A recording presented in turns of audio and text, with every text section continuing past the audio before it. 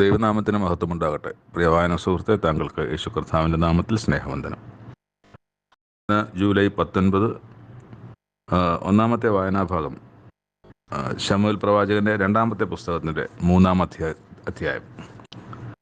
കഴിഞ്ഞ ദിവസം നമ്മൾ കണ്ടു ദാവീദ് രക്ഷപ്പെടാൻ വേണ്ടി ഓടി നടക്കുന്നതും അത് കഴിഞ്ഞ് ദാവീദിന് ശത്രുവായി പ്രഖ്യാപിച്ച ശൗലിൻ്റെ മക്കളുമൊക്കെ മരിക്കുന്നതും ഒക്കെ നമ്മൾ കണ്ടു. അപ്പോൾ ഇന്ന് നമ്മൾ വായിക്കുന്നത് ശൗലിൻ്റെ ഗ്രഹവും ദാവീദിൻ്റെ ഗ്രഹവും തമ്മിൽ ദീർഘകാലം യുദ്ധം നടന്നു. എന്നാൽ ശൗലിൻ്റെ ഗ്രഹം ക്ഷയിച്ച് വരികയും ദാവീദിൻ്റെ ബലം കൂടിക്കൂടി വരികയും ചെയ്യുന്നതായിട്ട് നമ്മൾ കാണുന്നുണ്ട്. ആദ്യം ഹെബ്രോനിലായിരുന്നല്ലോ ഇവർ രാജാവായിട്ട് വാഴുന്നത്. ഹെബ്രോനിലേക്കാണ് പോകുന്നത്, പിന്നെയാണ് യെരുശലേമിലേക്ക് വരുന്നത്. അപ്പോൾ ദാവീദ് ഹെബ്രോനിൽ 7.5 വർഷക്കാലം ദാവീദ് ഹെബ്രോനിലുണ്ടായിരുന്നു. അപ്പോൾ അവിടെ വെച്ച് ജനിച്ച മക്കളാണ്. അവിടെ വെച്ച് ദാവീദിന് 6 മക്കൾ ജനിച്ചു. അത് ഒന്നാമത്തെ അഹിനോവം, പിന്നെ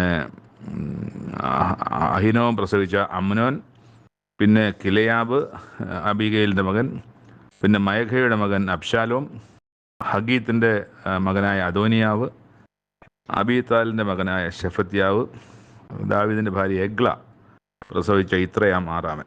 ഇവരാണ് ഹെബ്രോനിൽ വെച്ച് ജനിച്ച മക്കൾ. ഹെബ്രോനിൽ 7.5 വർഷം 7.5 വർഷമാണോ 6.5 വർഷമാണോ 7 വർഷം എന്ന് കൂട്ടാം നമുക്ക്. 7 വർഷം അവിടെയായിരുന്നു ജീവിച്ചിരുന്നത്, അല്ലെങ്കിൽ രാജാവായിരുന്നത്. അത് കഴിഞ്ഞിട്ട് നമുക്ക് ഒരു അബ്നേരിനെ കാണാം. അബ്നേർ യഥാർത്ഥത്തിൽ ശൗലിൻ്റെ വലിയ കൂട്ടായിരുന്നു, അല്ലെങ്കിൽ ശൗലിൻ്റെ പടയാളിയായിരുന്നു, വലിയൊരു പടയാളിയായിരുന്നു. അപ്പോൾ ആദ്യം അങ്ങനെ അതുകൊണ്ട് തന്നെ ദാവീദിനെതിരെ നിന്നുവെങ്കിലും ഒരു ഘട്ടം എത്തിയപ്പോൾ ദാവീദിന് പിന്നെ അബ്നേർ ഇസ്രായേലിനും ബെന്യാഗ്രഹത്തിനൊക്കെയും സമ്മതമായതെല്ലാം ദാവീദിനെ അറിയിക്കേണ്ടതിന് ഹെബ്രോനിൽ പോയി.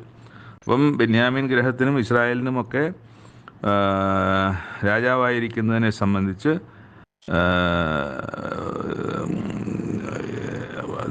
സംസാരിക്കാൻ വേണ്ടിയിട്ട് അബ്നേർ ദാവീദിൻ്റെ അടുക്കൽ ഹെബ്രോനിൽ പോയി.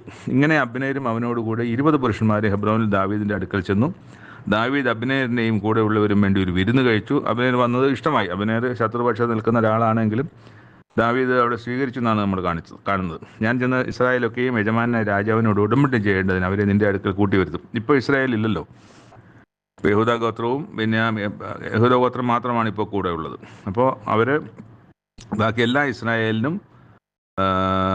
ദാവീദ് രാജാവായിരിക്കേണ്ടതിന് ഞാൻ അവരെ കൂട്ടി വരുത്താൻ വേണ്ടി ശ്രമിക്കാം എന്ന് പറഞ്ഞിട്ടാണ് അവിടുന്ന് പോകുന്നത്. പിന്നെ ദാവീദ് അബ്നേരിനെ യാത്ര അയച്ചു, സമാധാനത്തോടെ പോവുകയും ചെയ്തു. പക്ഷേ ഈ സമയം ദാവീദിൻ്റെ പടയാളികളും സേനാനായകനുമൊക്കെ ആയിരുന്ന യോവാബും ആ സമയത്ത് അവിടെ ഇല്ലായിരുന്നു.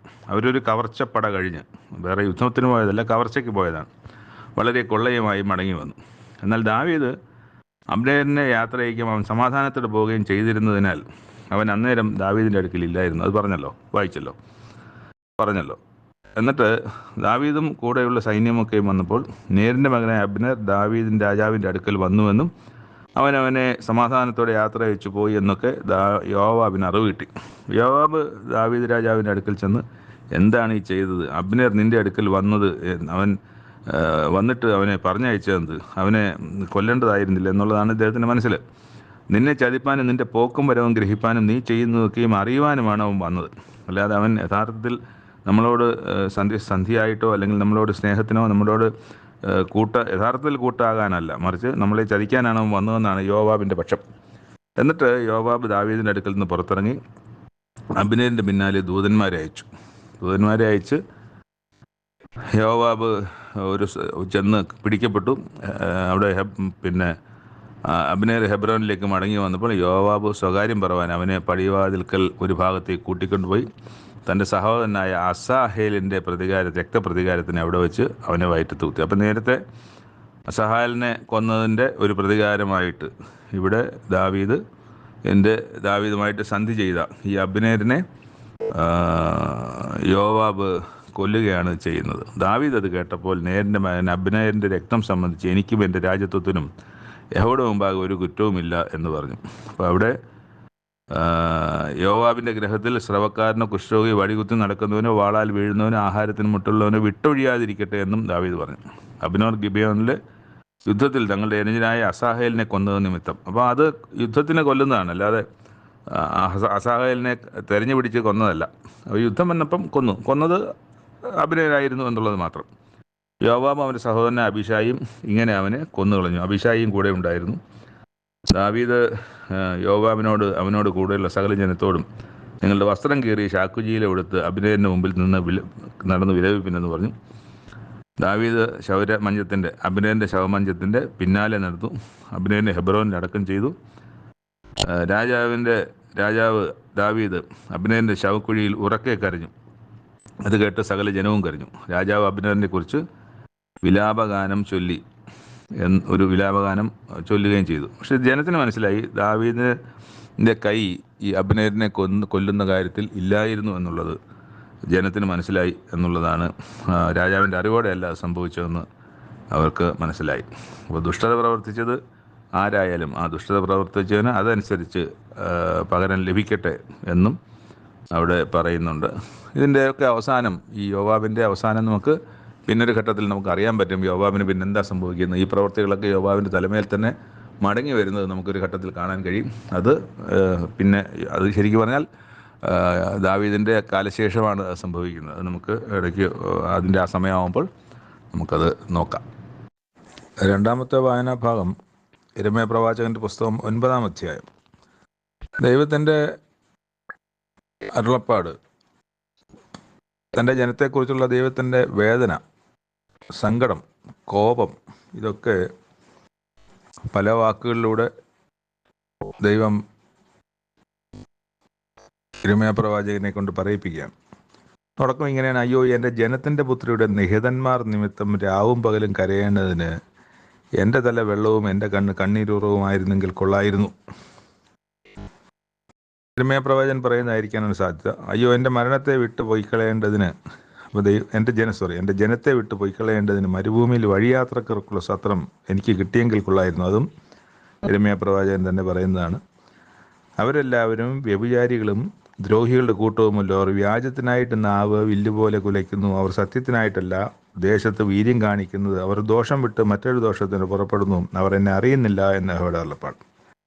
ആ രണ്ടാമത്തെ ഭാഗത്ത് വരുമ്പോൾ ദൈവത്തിൻ്റെ അരുളപ്പാടാണ് യിരെമ്യാ പ്രവാചകൻ പറയുന്നത്. എന്നിട്ട് താഴോട്ട്: നിങ്ങൾ ഓരോരുത്തരും താൻ്റെ കൂട്ടുകാരനെ സൂക്ഷിച്ചുകൊള്ളുവിൻ. ഒരു സഹോദരനിലും നിങ്ങൾ ആശ്രയിക്കരുത്. ഏത് സഹോദരനും ഉപായം പ്രവർത്തിക്കുന്നു. ഏത് കൂട്ടുകാരനും നുണ പറഞ്ഞു നടക്കുന്നു. അപ്പം ഒരുവൻ്റെ കൂട്ടുകാരൻ മറ്റൊരുവൻ നുണ പറയുകയും ചതിയനുമാണെങ്കിൽ അവൻ്റെ കൂട്ടുകാരനായി ഇവനും ചതിയനും ദുഷ്ടനുമാണ്. അപ്പം അവനെയും വിശ്വസിക്കാൻ കൊള്ളില്ല, ഇവനെയും വിശ്വസിക്കാൻ കൊള്ളില്ല. അപ്പോൾ എല്ലാവരെയും സംബന്ധിച്ചല്ലേ. അതിന് കുറേ പേര് നല്ലവരും വിശ്വസിക്കാൻ കൊള്ളാവുന്നവരും മറ്റുള്ളവരെല്ലാം വിശ്വസിക്കാൻ കൊള്ളാത്തവരും എന്ന അർത്ഥത്തില്ല. മുഴുവൻ പേരും അങ്ങനെ തന്നെ കാണാനേ ഒക്കുള്ളൂ. അങ്ങനെയാണ് ദൈവം കാണുന്നത്. അപ്പോൾ ഏത് കൂട്ടുകാരനും നുണ പറഞ്ഞു നടക്കുന്നു എന്നാണ് ഇവിടെ വായിക്കുന്നത്. അവർ ഓരോരുത്തരും താൻ്റെ കൂട്ടുകാരനെ ചതിക്കും. സത്യം സംസാരിക്കുകയില്ല. വ്യാജം സംസാരിപ്പാൻ അവർ നാവിനെ അഭ്യസിപ്പിച്ചിരിക്കുന്നു. നീതികേട് പ്രവർത്തിപ്പാൻ അവർ അധ്വാനിക്കുന്നു. താഴോട്ട് വരുമ്പം: ഇതാ, ഞാൻ അവരെ ഉരുക്കി ശോധന കഴിക്കും. എൻ്റെ ജനത്തിൻ്റെ പുത്രിയെ വിചാരിച്ച് ഞാൻ മറ്റെന്ത് ചെയ്യേണ്ടു? അവരുടെ നാവ് മരണകരമായ അസ്ത്രമാകുന്നു. വായ് കൊണ്ട് ഓരോരുത്തരും താൻ്റെ കൂട്ടുകാരനോട് സമാധാനം സംസാരിക്കുന്നു.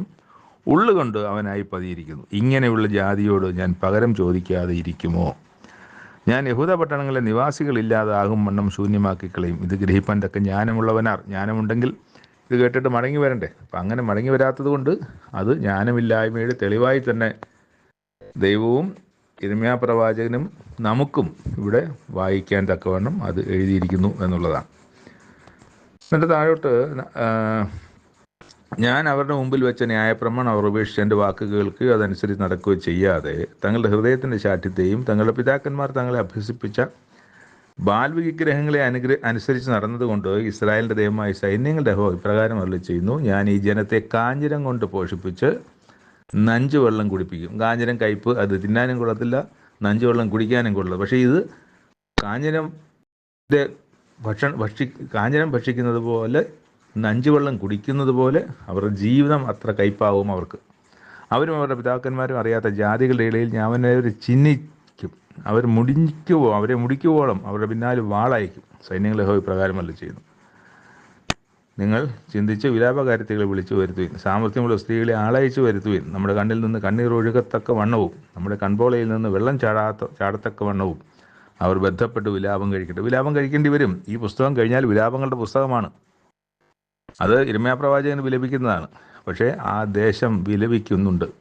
അവിടെ ഉണ്ടായിരുന്ന ജനവും പ്രവാസത്തിലേക്ക് പോയ ജനവുമൊക്കെ വിലപിക്കുന്ന അവസ്ഥയിലാണ് കാര്യങ്ങൾ മുന്നോട്ട് വന്നിട്ടുള്ളത്. വിശാല സ്ഥലത്ത് നിന്ന് പൈതങ്ങളെയും വീതികളിൽ നിന്ന് യുവാക്കളെയും ഛേദിച്ച് കളയേണ്ടതിന് മരണം നമ്മുടെ കിളിവാതിലുകളിൽ കൂടി കയറി നമ്മുടെ അരമനകളിലേക്ക് പ്രവേശിച്ചിരിക്കുന്നു. മനുഷ്യരുടെ ശവങ്ങൾ വയലിലെ ചാണകം പോലെയും കൊയ്ത്തുകാരൻ്റെ പിൻപിലെ അരിപ്പിടി പോലെയും വീഴും, ആരും അവയെ കൂട്ടിച്ചേർക്കയില്ല എന്ന അവിടെ അരുളപ്പാട്. ജ്ഞാനി തൻ്റെ ജ്ഞാനത്തിൽ പ്രശംസിക്കരുത്, ബലവാൻ തൻ്റെ ബലത്തിൽ പ്രശംസിക്കരുത്, ധനവാൻ തൻ്റെ തലത്തിലും പ്രശംസിക്കരുത്. പ്രശംസിക്കുന്നവനോ യഹോവയായ ഞാൻ ഭൂമിയിൽ ദയയും ന്യായവും നീതിയും പ്രവർത്തിക്കുന്നു എന്നിങ്ങനെ എന്നെ ഗ്രഹിച്ചറിയിൽ തന്നെ പ്രശംസിക്കട്ടെ. അപ്പോൾ ജ്ഞാനിയും പണമുള്ളവനും ധനവാനും അല്ലെങ്കിൽ മറ്റുള്ളവരെല്ലാവരും ബഹുമാനിക്കുന്നവരൊക്കെ അവരാരും അതിലൊന്നും പ്രശംസിക്കരുത്.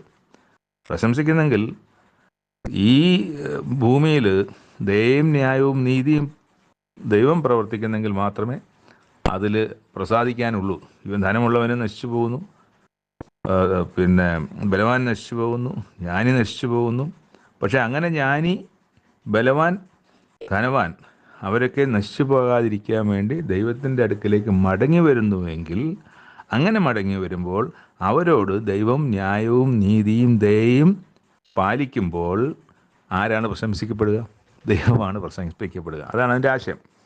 അപ്പോൾ ഇവിടെ ഈ പറഞ്ഞ ആളുകൾ, ഈ പറഞ്ഞ പ്രത്യേക കാറ്റഗറിയിലുള്ള ആളുകൾ അവർ തെറ്റി നിൽക്കുകയാണല്ലോ. അവർ ദൈവത്തെ അറിയുന്നില്ല, ദൈവമല്ലാത്തവയെ ദൈവമായിട്ട് കൊണ്ടു നടക്കുന്നൊക്കെ ചെയ്യുമ്പോൾ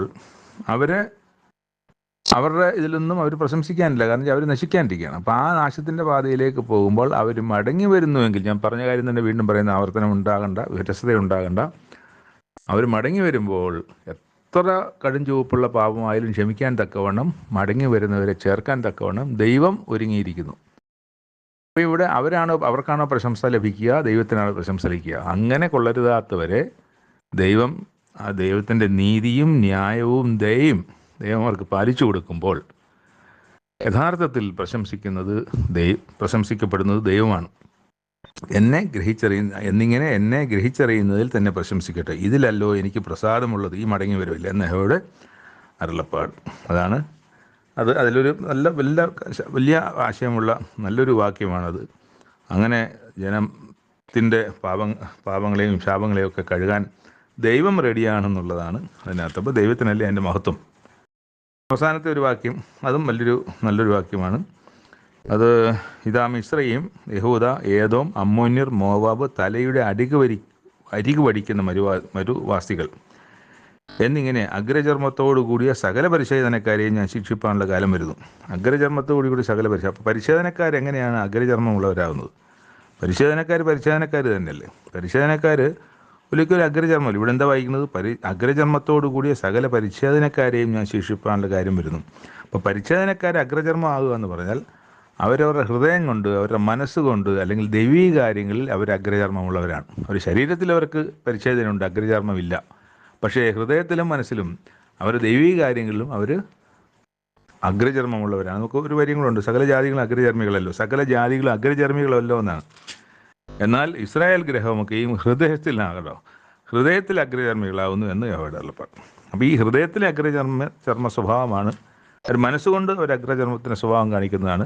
ദൈവീക കാര്യങ്ങളിൽ അവർ അഗ്രചർമ്മത്തിൻ്റെ സ്വഭാവമാണ്. അവർ പരിശോധന കാണിക്കുന്നില്ല. ദൈവകാര്യങ്ങളിൽ പരിശോധന കാണിക്കുന്നില്ല, നന്മയുടെ കാര്യത്തിൽ പരിശോധന കാണിക്കുന്നില്ല, ഹൃദയത്തിൽ പരിശോധന കാണിക്കുന്നില്ല. അവർ മൊത്തം അഗ്രചർമ്മികളായി തന്നെ തുടരുകയാണ് എന്നാണ് ദൈവം പറയുന്നത്. അവിടെ പറയുന്നത് സകല ജാതികളെയും ശിക്ഷിക്കാനുള്ള കാലം വരുന്നു എന്നാണ്. അപ്പം സകല ലോകത്തെയും, സകല ജാതികളെയും, സകല രാജ്യങ്ങളെയും ശിക്ഷിപ്പാനുള്ള കാലം വരുന്നു. അത് എന്തായാലും വരുന്നുണ്ട്. അത് ഈ പറഞ്ഞ യിരെമ്യാ പ്രവാചകന്റെ കാലത്ത് സംഭവിക്കുന്ന പ്രവാസത്തിലല്ല, മറിച്ച് ഒരു കാലത്ത് അതും സംഭവിക്കും. സകല ജനത്തിനുമുള്ള ശിക്ഷയും ഉണ്ടാകും എന്നുള്ളതാണ് വായിക്കുന്നത്. മൂന്നാമത്തെ വായനാ ഭാഗത്തിൽ നിന്ന് മത്തായിയുടെ സുവിശേഷം 20-ാം അധ്യായം. നമ്മൾ 19-ാം അധ്യായത്തിന് മുമ്പുള്ള അധ്യായങ്ങൾ പലയിടത്തും സ്വർഗരാജ്യത്തെ ചില കാര്യങ്ങളോട് ഉപമിക്കുന്നുണ്ട്. എന്തിനാണ് ഉപമിക്കുന്നതെന്ന് ചോദിച്ചാൽ അത് ആളുകൾക്ക് മനസ്സിലാകാനാണ്. ശിഷ്യന്മാരത് ചോദിക്കുന്നുണ്ട്, എന്തിനാണ് നീ ഉപമകളിലൂടെ സംസാരിക്കുന്നത്? ദൈവരാജ്യത്തിൻ്റെ അല്ലെങ്കിൽ ദൈവിക മർമ്മങ്ങളെ അറിയാനുള്ള വരം നിങ്ങൾക്ക് ലഭിച്ചിട്ടുണ്ട്. അത് അറിയാത്ത ആളുകളോട് അവർക്ക് മനസ്സിലാകാൻ വേണ്ടിയാണ് ഉപമയിൽ സംസാരിക്കുന്നത് ക്രിസ്തു പറയുന്നുണ്ട്. അപ്പോൾ അത് കഴിഞ്ഞിട്ട് ഈ 19-ാം അധ്യായത്തിൽ, ഇന്നലെ വായിച്ച 19-ാം അധ്യായത്തിൽ സ്വർഗരാജ്യത്തെക്കുറിച്ച് ചില കാര്യങ്ങൾ പറയുന്നത്, തങ്ങളെ തന്നെ സ്വർഗരാജ്യ നിമിത്തം ഷണ്ഡന്മാരാക്കിയ ഷണ്ഡന്മാരുണ്ട് എന്ന് പറയുന്നിടത്താണ്. ഒന്ന് സ്വർഗരാജ്യം ശിശുക്കളെ പോലെയുള്ളവരുടേതാണ് എന്ന് പറയുന്നുണ്ട്. സ്വർഗരാജ്യത്തിൽ സ്വർഗരാജ്യത്തിൽ കടക്കില്ലെന്നല്ല, ധനവാൻ സ്വർഗരാജ്യത്തിൽ കടക്കുന്നത് പ്രയാസം ആണ് എന്നും സ്വർഗരാജ്യത്തെക്കുറിച്ചുള്ള ചില അറിയിപ്പുകൾ അവിടെയും തരുന്നുണ്ട്. ഇന്ന് നമ്മൾ 20-ാം അധ്യായത്തിൽ വായിക്കുന്നത് സ്വർഗരാജ്യം തൻ്റെ മുന്തിരിത്തോട്ടത്തിൽ വേലക്കാരെ വിളിച്ചാക്കേണ്ടതിന് പുലർച്ചയ്ക്ക് പുറപ്പെട്ട വീട്ടുടയവനോട് സദൃശ്യം. അപ്പം ഒരു വീട്ടുടയൻ തൻ്റെ മുന്തിരിത്തോട്ടത്തിൽ വേലക്കാരെ വിളിച്ചാക്കേണ്ടതിന് പുലർച്ചെ പുറപ്പെട്ടു. അവൻ 6 മണി നേരത്ത് 3 മണി നേരത്ത് ചിലർ കണ്ടു, അവരോട് പറഞ്ഞു, അവർ മുന്തിരിത്തോട്ടത്തിലോട്ട് പോയി. 6 മണി നേരത്തും ചിലരെ കണ്ടു, പിന്നെ 9 മണി നേരത്തും കണ്ടു, 11 മണി നേരത്തും കണ്ടു എന്നാണ്. അപ്പം നമ്മുടെ മണിയല്ല കേട്ടോ ഇവിടുത്തെ ഈ മണി എന്ന് പറയുന്നത്. 3 മണി എന്ന് പറയുന്നത് രാവിലെ 6 മുതൽ വൈകുന്നേരം 6 വരെയുള്ള 12 മണിക്കൂറാണ് അന്നത്തെ കാലത്തെ സമയത്തെക്കുറിച്ച് പറയുന്നത്. അപ്പം 0-ൽ തുടങ്ങി 12 വരെയുള്ള സമയം. അപ്പം ഈ 3 മണി നേരം എന്ന് പറയുന്നത് രാവിലെ 9 മണിയാണ്. 6 മണി നേരം എന്ന് പറയുന്നത് ഉച്ചയ്ക്ക് 12 മണിയാണ്. അതുപോലെ 9 മണി നേരം എന്ന് പറയുന്നത് ഉച്ചയ്ക്ക് കഴിഞ്ഞ് 3 മണിക്കാണ്. 11 മണി നേരം എന്ന് പറയുന്നത് 5 മണിയാണ്. അപ്പോൾ ക്രിസ്തുവിൻ്റെ ക്രൂശ് മരണത്തിൻ്റെ സമയത്ത് അവിടെ എല്ലാം ഇരുട്ടുണ്ടായതും ഒക്കെ പറയുന്ന സമയം നമ്മൾ ശ്രദ്ധിച്ചാൽ അത് മനസ്സിലാവും. അപ്പോൾ ഇവിടെ അങ്ങനെ പല സമയത്തും പിന്നെ 1 മണിക്കൂറേ ഉള്ളൂ. രാവിലെ 3 മണി നേരത്ത് വന്നവന് 9 മണിക്കൂർ അധ്വാനിക്കണം. 11 മണി നേരത്ത് വന്നവന് 1 മണിക്കൂർ അധ്വാനിച്ചാൽ മതി. ഇത് നമ്മൾ മനസ്സിലാക്കണം. അപ്പോൾ പലരും പല സമയത്താണ് വന്നത്, പല സമയമാണ് അവർ അധ്വാനിച്ചത്. അവസാനം കൂലി കൊടുക്കുക. അപ്പോൾ എല്ലാവരോടും ഒരു കാര്യമാണ് പറഞ്ഞത്, ഒരു കൂലി പറഞ്ഞിട്ടാണ് അവരോട് പറയുന്നത്. എന്നിട്ട് അവസാനം വേലയ്ക്ക് കൂലി കൊടുത്ത സമയത്ത് അപ്പോൾ ഓരോരുത്തർ ചെന്ന് 11 മണി നേരത്ത് വന്നവർ 1 വെള്ളിക്കാശ് വാങ്ങിപ്പോയി. അപ്പോൾ അടുത്ത് അത് 1 മണിക്കൂർ ജോലി ചെയ്ത ആളാണ്. പിന്നെ 4 മണിക്കൂർ ജോലി ചെയ്തവനും 7 മണിക്കൂർ ജോലി ചെയ്തവനും 9 മണിക്കൂർ ജോലി ചെയ്തവരൊക്കെ അവിടെ വരുന്നുണ്ട്. അപ്പോൾ അവർക്കെല്ലാവർക്കും ഈ 1 വെള്ളിക്കാശാണ് കൊടുക്കുന്നത്. അപ്പോൾ അവിടെ ഈ ആദ്യം വന്നവർക്കും പിന്നീട് വന്നവർക്കും ഒരേ കൂലി കൊടുത്തു എന്നുള്ള ഒരു വ്യത്യാസം, അല്ലെങ്കിൽ അവരെ ഒരുപോലെ അല്ല, ഒരുപോലെ കണ്ടു, എല്ലാവർക്കും ഒരുപോലെ കണ്ടു എന്നുള്ളതാണ് ആ ഒരു കുറ്റമാണ് അവിടെ വരുന്നത്. അപ്പോൾ അയാൾ ചോദിക്കുകയാണ്, ഈ വീട്ടുടൻ ചോദിക്കുകയാണ്, ഞാൻ നിന്നോട് 1 വെള്ളിക്കാശ് പണം അല്ലെങ്കിൽ 1 പണം പറഞ്ഞ് ഒത്തിട്ടല്ലേ നിന്നെ കൂലിക്ക് വിളിച്ചത്? നിന്നെ പറഞ്ഞ് കൂലിക്കല്ലേ വിളിച്ചു, ആ 1 പണം ഞാൻ നിനക്ക് തന്നല്ലോ. അപ്പം ഇവനും അതുപോലെ കൊടുക്കാൻ എനിക്ക് മനസ്സുണ്ടെങ്കിൽ പിന്നെ നിനക്കെന്താണ് കുഴപ്പം? ചോദിക്കുന്ന ഇതാണ്, നിനക്ക് തന്നതുപോലെ ഈ പിമ്പനും കൊടുക്കാൻ എനിക്ക് മനസ്സുണ്ട്. അപ്പോൾ ദൈവരാജ്യത്തെയാണ് ഉപമിക്കുന്നത്, ഓർക്കണം. ആദ്യം വന്നവനും അവസാനം വന്നവനും ഒരുപോലെ കൊടുക്കാൻ, ഒരേ ദൈവരാജ്യം, ഒരേ നിത്യജീവൻ കൊടുക്കാൻ എനിക്ക് മനസ്സുണ്ടെങ്കിൽ ആദ്യം വന്നവൻ പിറുപിറുക്കേണ്ട കാര്യമില്ല. അതെൻ്റെ പൂർണ്ണമായ എൻ്റെ ഡിസ്ക്രിപ്ഷനിലിരിക്കുന്ന കാര്യമാണ്. അത് എൻ്റെ അധികാര പരിധിയിലിരിക്കുന്ന കാര്യമാണ്. എനിക്ക് സൗജന്യമായി എനിക്ക് തോന്നുന്നവർ കൊടുക്കാനുള്ളതാണ്. അത് നീ ആദ്യം വന്ന് 10 വർഷം മുമ്പ് വന്നു, 15 വർഷം മുമ്പ് വന്നു, ഞാൻ അങ്ങനെയായിരുന്നു ഇങ്ങനെയായിരുന്നു എന്നൊക്കെ പറഞ്ഞിട്ട് നിനക്ക് കാര്യമില്ല. ഞാൻ നല്ലവനാകൊണ്ട് നിൻ്റെ കണ്ണ് കടിക്കുന്നുവോ? ഇങ്ങനെ പിമ്പന്മാർ മുമ്പന്മാരും മുമ്പന്മാർ പിമ്പന്മാരും. ഇന്നലെ നമ്മൾ വായിക്കുന്ന ഭാഗത്ത് ഈ മുമ്പന്മാർ പിമ്പന്മാരും ഒക്കെ നമ്മൾ വായിക്കുന്നുണ്ട് 19ൻ്റെ അവസാനം. അപ്പോൾ അതിനെ ഒന്ന് വിശദീകരിച്ച് മനസ്സിലാകാത്തവർക്ക് വിശദീകരിച്ച് ലഭിക്കാൻ ഈ ഭാഗം നമുക്ക് ഗുണം ചെയ്യും. പിന്നെ യേശുക്രിസ്തു ശിഷ്യന്മാരോട് പറയുന്നുണ്ട്, മനുഷ്യപുത്രൻ മഹാപുരോഹിതന്മാർക്കും ശാസ്ത്രിമാരും ഏൽപ്പിക്കപ്പെടും. അവർ അവനെ മരണശിക്ഷ കൽപ്പിച്ച് പരിഹസിപ്പാനും തല്ലുവാനും ക്രൂശിപ്പാനും അവനെ ജാതികൾക്ക് ഏൽപ്പിക്കും. എന്നാൽ 3-ാം നാൾ ഉയർത്തെഴുന്നേൽക്കും എന്ന് ശിഷ്യന്മാരോട് വേറിട്ട് കൊണ്ടുപോയി പറയുന്നുണ്ട്. പിന്നെ ചില കാര്യങ്ങളൊക്കെ അവിടെ സംഭവിക്കുന്നുണ്ട്. ശിഷ്യന്മാരുടെ സബദിപുത്രന്മാരുടെ അമ്മ, എൻ്റെ പുത്രന്മാർ നിൻ്റെ രാജ്യത്തിൽ വലത്തും ഇടത്തും ഇരിക്കാനുള്ള അധികാരം തരണമെന്ന് പറയുന്നു. അതൊക്കെ തരാം, പക്ഷേ അത് ഞാനല്ല തീരുമാനിക്കുന്നത്, എൻ്റെ പിതാവാണ് ചെയ്യുന്നത് എന്നൊക്കെയും പറയുന്നുണ്ട്. ഞാൻ കുടിപ്പാനിരിക്കുന്ന പാനപാത്രം നിങ്ങൾ കുടിക്കാൻ കഴിയുമോ എന്ന് ചോദിക്കുമ്പോൾ ഞങ്ങൾക്ക് അത് കുടിക്കാൻ ഞങ്ങൾ തയ്യാറാണ്. നിങ്ങൾ പാനപാത്രം എന്താണ്? ഞാൻ കുടിക്കാനിരിക്കുന്ന പാനപാത്രം എന്ന് പറയുന്നത് രക്തസാക്ഷിത്വമാണ്. അത് പക്ഷേ നിങ്ങൾ കുടിക്കും, സംശയമില്ല. പക്ഷേ ആരാണ് ഇടതുവശത്തും വലതുവശത്തും ഇരിക്കുന്നത്? ദൈവമാണ് തീരുമാനിക്കുന്നത്, പിതാവാണ് തീരുമാനിക്കുന്നത്, ഞാനല്ല. അപ്പോൾ അത് ഇന്നും നമ്മളത് ഓർക്കേണ്ടതാണ്. അത്തരം കാര്യങ്ങളെ സംബന്ധിച്ച്, ദൈവത്തിൻ്റെ അധികാരപരിധിയിൽ ഇരിക്കുന്ന കാര്യങ്ങളെ സംബന്ധിച്ച് ദൈവത്തിന്, യേശുക്രിസ്തുവിന് അതിനെ സംബന്ധിച്ച് യാതൊരു റോളുമില്ല. അതുപോലെ ശിഷ്യന്മാരൊരു സമയത്ത് ചോദിക്കുന്നുണ്ട്, നീ എന്നാണ് ഇത് എല്ലാ ഇസ്രായേലിൻ്റെ രാജ്യത്വം യഥാസ്ഥാനമാക്കുന്നതെന്ന് ചോദിക്കുന്നുണ്ട്. അതും പറയുന്നുണ്ട്, അത് ദൈവത്തിൻ്റെ അധികാരപരിധിയിലിരിക്കുന്ന കാര്യമാണ്, എനിക്കതിനെക്കുറിച്ച് അറിയില്ല, ദൈവദൂതന്മാർക്ക് പോലും അറിയില്ല എന്ന് അതിനെ സംബന്ധിച്ച് ക്രിസ്തു മറുപടി പറയുന്നുണ്ട്. പിന്നെ അവിടെ ഒരു ഉപമ പറയുന്നുണ്ട്, നിങ്ങളിൽ മഹാനാകുന്നവൻ എല്ലാം നിങ്ങളുടെ ശുശ്രൂഷക്കാരനാകണം, നിങ്ങളിൽ ഒന്നാമനാകാൻ ഇച്ഛിക്കുന്നവരെല്ലാം നിങ്ങളുടെ ദാസനാകണം.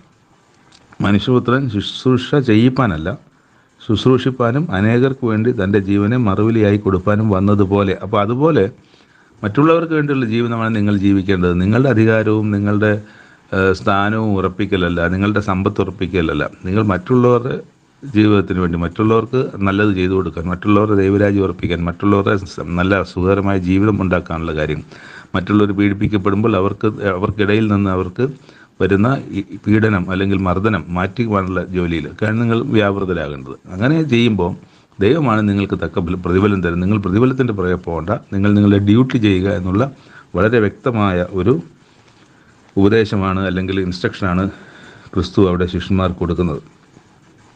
പിന്നെ എരിഹോയിൽ നിന്ന് പോകുന്ന സമയത്ത് 2 കുരുടന്മാർ യേശുക്രിസ്തു പോകുന്ന കണ്ടിട്ട്, ദാവീദ് പുത്രാ ഞങ്ങളോട് കരുണ തോന്നണമെന്ന് നിലവിളിക്കുന്നുണ്ട്. അപ്പം ക്രിസ്തു വീണ്ടും മുമ്പോട്ട് പോകുമ്പം വീണ്ടും ശക്തമായിട്ട് ഇത് പറയുന്നുണ്ട്. യേശു അവരെ വിളിച്ചു, ഞാൻ നിങ്ങൾക്ക് എന്ത് ചെയ്തു തരണം എന്ന് ചോദിച്ചു. ഇത് നമ്മളോടും ചോദിക്കാമല്ലോ, നിങ്ങൾക്ക് ഞാൻ എന്താണ് ചെയ്തു തരേണ്ടതെന്ന്. അപ്പോൾ നമുക്കും തൃപ്തിയോടെ തന്നെ അല്ലെങ്കിൽ ഉറപ്പോടെ തന്നെ നമുക്ക് ക്രിസ്തുവിലൂടെ ദൈവത്തോട് പ്രാർത്ഥിക്കാം നമ്മുടെ ആവശ്യങ്ങൾക്ക് വേണ്ടി. പക്ഷേ ഒരിക്കലും നമ്മുടെ ഭൗതികമായ ആവശ്യങ്ങൾക്ക് വേണ്ടിയുള്ള അല്ലെങ്കിൽ പലവ്യഞ്ജനക്കടയിൽ പോകുമ്പോൾ ലിസ്റ്റ് എഴുതി പോകുന്ന പോലെയുള്ള നമ്മുടെ ആവശ്യങ്ങളുടെ ലിസ്റ്റ് നിരത്തിലാകരുത് നമ്മുടെ പ്രാർത്ഥനകൾ. മറിച്ച് ദൈവത്തിന് എന്താണോ ഹിതം, ദൈവം നമ്മളെക്കുറിച്ച് എന്താണ് ആഗ്രഹിക്കുന്നത്, എന്താണ് എന്നെക്കുറിച്ചുള്ള ദൈവപദ്ധതി, ഇതറിയുവാനും ഈ വിശ്വാസത്തിൽ അവസാനത്തോളം നിലനിൽക്കുവാനുമുള്ള വലിയ കൃപയ്ക്ക് വേണ്ടിയാണ് എപ്പോഴും നമ്മുടെ പ്രാർത്ഥനയിൽ പ്രയോറിറ്റി കൊടുക്കേണ്ടത്. ബാക്കി നമുക്ക് പണം വേണം, സമാധാനം വേണം, വീട് വേണം, കുഞ്ഞുങ്ങളുടെ പഠനം വേണം, കുഞ്ഞുങ്ങളുടെ ആരോഗ്യം വേണം, നമ്മുടെ ആരോഗ്യം വേണം, ഒക്കെ ആവശ്യമാണ്. പക്ഷേ ഒരു വചനം നമ്മളോട് പറയുന്നത്, മുമ്പേ അവൻ്റെ രാജ്യവും നീതി അന്വേഷിക്കുക, ഇതോടുകൂടി സകലവും നിങ്ങൾക്ക് ലഭിക്കും. ജാതികളാണ് എന്തുടുക്കും എന്ത് എടുക്കുമെന്ന് അന്വേഷിക്കുന്നത്. എന്നാൽ നിങ്ങൾ ചെയ്യേണ്ടത് ചെയ്താൽ അതൊക്കെയും ദൈവം അറിയുന്നു, അത് നിങ്ങൾക്ക് ലഭിക്കുമെന്നാണ്. അതുകൊണ്ട് നിങ്ങൾ ജാതികൾ ചെയ്യുന്ന പോലെ ഞാൻ നാളെ എന്തുടുക്കും എന്ത് ചെയ്യും എന്നൊന്നും വിചാരപ്പെടേണ്ട. നിങ്ങൾ ചെയ്യേണ്ട കാര്യം ചെയ്യുക. പ്രതിഫലം കൊടുക്കുന്ന ദൈവം നിങ്ങൾക്ക് ആ പ്രതിഫലം നൽകുക തന്നെ ചെയ്യും എന്ന് തന്നെയാണ് പറയുന്നത്. അത് തന്നെയാണ് ഇവിടെ ഈ പറയുന്നത്, നിനക്ക് എന്ത് ചെയ്യണമെന്നാണ് നീ ആഗ്രഹിക്കുന്നത്? കർത്താവ് ഞങ്ങൾക്ക് കണ്ണ് തുറന്ന് കിട്ടണമെന്ന് പറഞ്ഞു. യേശു മനസ്സലിഞ്ഞ് അവരുടെ കണ്ണ് തൊട്ടു, അവർ കാഴ്ച പ്രാപിച്ചു. അത് കഴിഞ്ഞ് ക്രിസ്തുവിനെ അനുഗമിച്ചു എന്നാണ് നമ്മൾ അവിടെ വായിക്കുന്നത്. അപ്പോൾ ക്രിസ്തുവിനെ അനുഗമിക്കുന്നവരായി നമുക്കും ജീവിക്കാം. ക്രിസ്തുവിനെ അനുഗമിക്കുന്നതെന്ന് പറയുമ്പോൾ ക്രിസ്തു എങ്ങനെയാണോ ദൈവസന്നിധിയിൽ ജീവിച്ചത്, അതാണ് ക്രിസ്തുവിനെ അനുഗമിക്കുക അല്ലെങ്കിൽ ക്രിസ്തുവിനെ അനുകരിക്കുക എന്നൊക്കെ പറയുമ്പോൾ നമുക്ക് സംഭവിക്കും. ക്രിസ്തുവിനെ അനുകരിക്കുക എന്നുള്ളതാണ് ക്രിസ്തുവിനെ അനുഗമിക്കുക എന്ന് പറയുന്ന അതിൽ നമ്മൾ പ്രധാനമായി ചെയ്യേണ്ടത്. ക്രിസ്തു എങ്ങനെയാണോ ജീവിച്ചത് അതുപോലെ ദൈവത്തിന് പ്രസാദകരമായ ഒരു ജീവിതം ജീവിക്കുവാൻ നമുക്കും കഴിയട്ടെ എന്ന് എല്ലാവരോടും ആശംസിക്കുകയും പ്രാർത്ഥിക്കുകയും ചെയ്തുകൊണ്ട് ഇന്നത്തെ ഈ ചെറു വിവരണങ്ങൾ ഇവിടെ അവസാനിക്കുകയാണ്. നന്ദി.